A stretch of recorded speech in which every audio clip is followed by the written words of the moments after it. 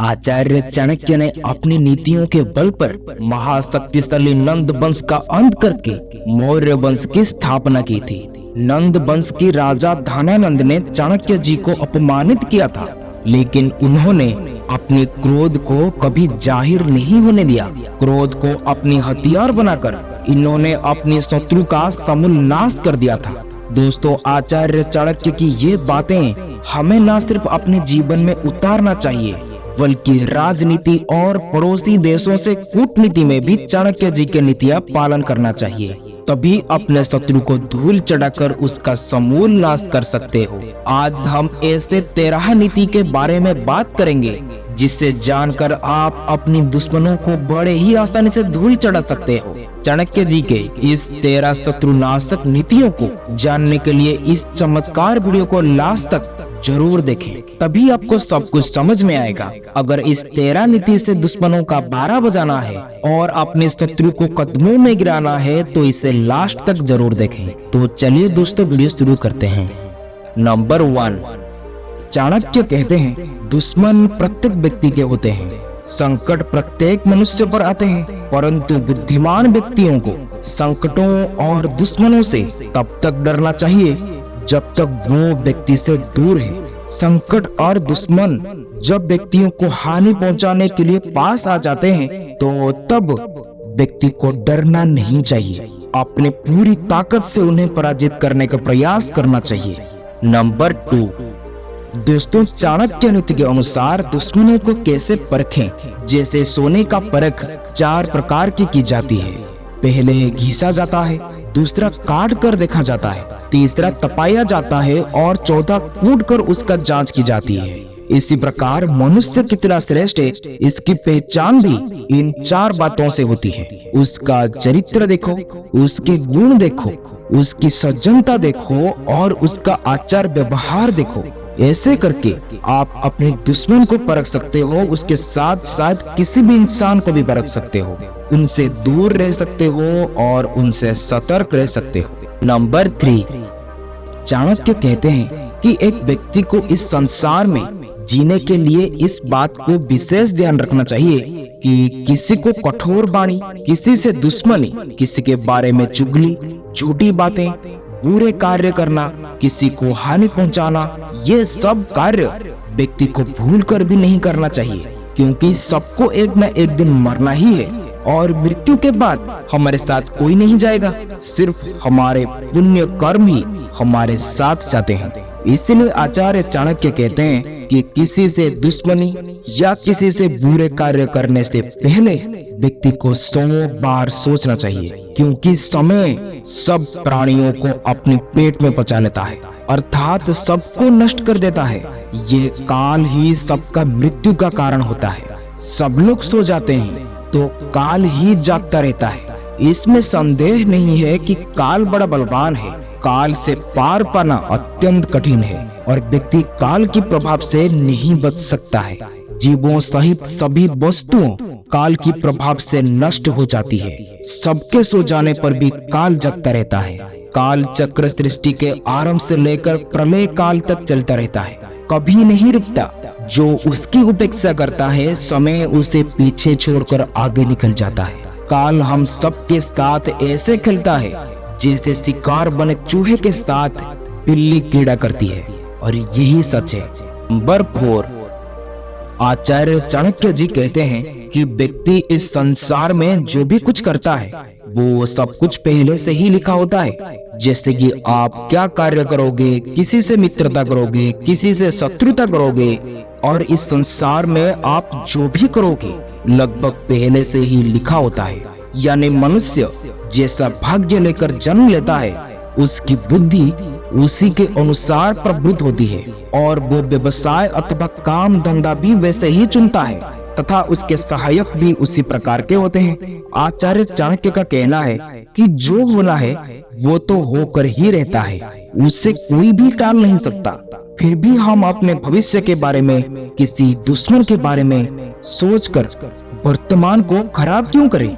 जो स्मार्ट व्यक्ति होते हैं वो हमेशा वर्तमान के बारे में सोचते हैं और अपने काम पर फोकस देते हैं। नंबर 5, इसमें आचार्य चाणक्य जी कहते हैं कि दुष्ट, कायर, ठग व्यक्ति से मित्रता करने से अच्छा है किसी सूरवीर तथा सज्जन व्यक्ति से शत्रुता कर लो, जीवन बदल जाएगा।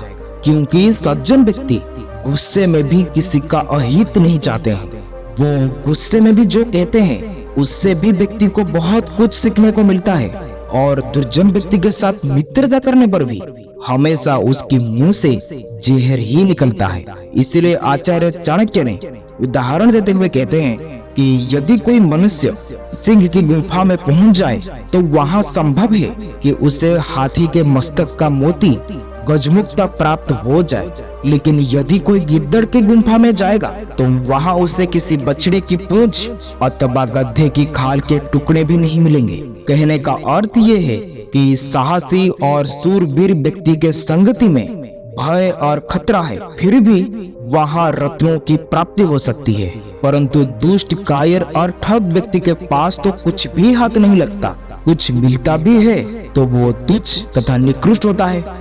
नंबर 6, आचार्य चाणक्य कहते हैं कि ये एक सच्चाई सबको याद रखना चाहिए कि दीपक अंधकार को खाता है और उससे काजल की प्राप्ति होती है।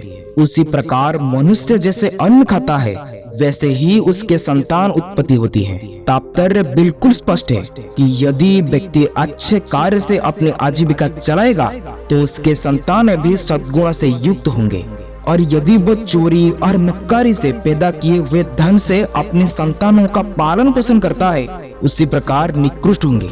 इसलिए आचार्य यहाँ संकेत दे रहे हैं कि जैसे संतान चाहते हो वैसे ही अन्न सेवन करो। संतान यदि फल है तो अन्न उसका बीज है, तो इसी प्रकार आप जैसे कर्म करोगे वैसे ही फल की प्राप्ति होगा। ये हमेशा याद रखना, नहीं तो दुश्मन यही से पैदा होंगे। नंबर 7, चाणक्य कहते हैं कि हर प्राणी, हर जीव जंतु का हमेशा यही लक्ष्य है कि सुख और शांति से जीवन जीना।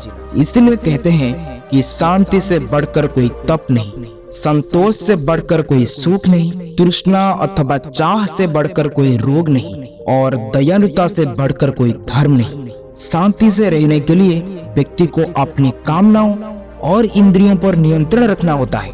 इसलिए ये तप है। जो व्यक्ति हर समय भागता दौड़ता है और कामना करता रहता है उससे सुख नहीं मिल सकता। दोस्तों, गौतम बुद्ध भी लिखे हैं कि कामना का विनाश ही दुखों का विनाश है। इसी प्रकार मनुष्य की तृष्णा उस रोग की तरह है जिसमें भूख कभी शांत नहीं होती, और दया को आचार्य चाणक्य जी ने सर्वश्रेष्ठ धर्म माना है। दया का अर्थ है कि संवेदना का विकास, इसमें अन्य का भाव समाप्त हो जाता है। नंबर 8, आचार्य चाणक्य कहते हैं कि उकसाना शत्रु का सबसे घातक हथियार होता है। शत्रु हमेशा ऐसा प्रयास करता है कि आपको उकसाया जाए जिससे आपको क्रोध आए, और क्रोध में व्यक्ति का शक्ति और विवेक आदि हो जाती है, और शत्रु आपकी कमजोरी का फायदा उठाता है।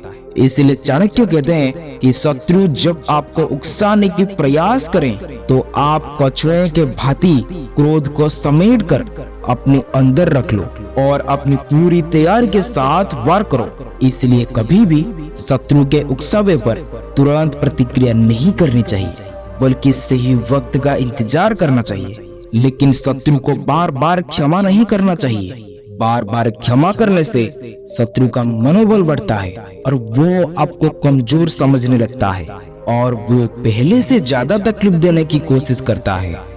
नंबर 9, आचार्य चाणक्य ने कहा है कि दुष्ट व्यक्ति के साथ आप कितना भी अच्छा व्यवहार क्यों ना कर ले, वो अपना स्वभाव नहीं बदल सकता। और कहते हैं कि सांप का जहर तो केवल उसकी दांतों में होता है, बिच्छू का विष उसके पूंछ में, लेकिन दुष्ट लोगों के तो अंग अंग में जहर भरा हुआ होता है। इसलिए दुष्ट पर कभी भी भरोसा मत करो। दुष्ट व्यक्ति मित्र कभी नहीं हो सकता।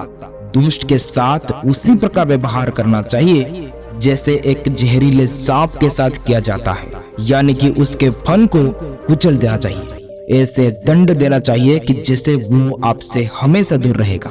नंबर 10, दोस्तों, चाणक्य नीति में कहा गया है कि रोग, सांप और शत्रु इन्हें कभी भी घायल करके ना छोड़ें। रोग का पूरा उपचार नहीं हुआ तो वो फिर से प्रभावी होकर उभर सकता है। सांप को घायल करके छोड़ दिया तो वो और भी घातक हो सकता है, और शत्रु अगर घायल होकर बच गया तो वो अंदर ही अंदर बदले की आग में जलता रहता है और किसी भी वक्त वो हमला कर सकता है। इसलिए शत्रु पर वार करो ऐसा कि वो चाहकर भी उठ न सके जैसा। दोस्तों, आपको तो पता होगा कि भारत के इतिहास में पृथ्वीराज चौहान और मोहम्मद गौरी की कहानी इसका सबसे बड़ा उदाहरण है। नंबर 11। दोस्तों, आचार्य चाणक्य कहते हैं कि अपने शत्रु से कभी घृणा मत करो। शत्रु से घृणा करने पर आप उसके बारे में सोचने समझने की शक्ति खो देते हो और आप उसके केवल कमजोरी ही देख पाते हैं, ताकत नहीं। इसलिए शत्रु को एक मित्र की तरह देखें और उसकी हर एक छोटी बड़ी बातें की खबर रखें, ताकि युद्ध के हालत में शत्रु को बचकर निकलने का कोई रास्ता ना मिले और आप उसे आसानी से पराजित कर सको। नंबर 12। चाणक्य कहते हैं कि अपने शत्रु को पराजित करने का बेस्ट तरीका यही होता है कि कभी उस पर पहला वार हथियार से ना करें। शत्रु को पहले अपनी कूटनीति में फंसाएं, यानी उसका शक्तियां और सहयोगियों को उससे दूर करें। जब शत्रु चारों तरफ से अलग हो जाएं, तब उस पर आक्रमण कर सकते हो। नंबर 13। इसमें आचार्य चाणक्य जी कहते हैं कि आज तक इस दुनिया में सच्चाई को कोई भी नहीं हरा पाया है और ना ही सच्चाई को कोई हरा सकता है। अगर आप सही रास्ते पर हो तो अपने दुश्मन आपको कभी भी नहीं हरा सकता। अगर आप गलत रास्ते पर हो तो आपको हारने से कोई भी नहीं रोक सकता। यही सच है, हमेशा याद रखिएगा। आप जानते होंगे जैसे 100 कौरवों भाइयों को 5 पांडवों ने नाश कर दिए थे। इसलिए हमेशा एक व्यक्ति को धर्म का साथ नहीं छोड़ना चाहिए और ऐसे लोगों को चिंता करने की कोई जरूरत ही नहीं है और ऐसे लोगों का कोई कुछ भी नहीं बिगाड़ सकता। दोस्तों, अपने कीमती समय देने के लिए धन्यवाद। आज के लिए इतना ही। वीडियो अच्छा लगा हो तो शेयर, सब्सक्राइब, लाइक जरूर करें। फिर मिलेंगे अगले वीडियो में। तब तक के लिए आप खुश रहे, सबको खुश रखें। जय भारत।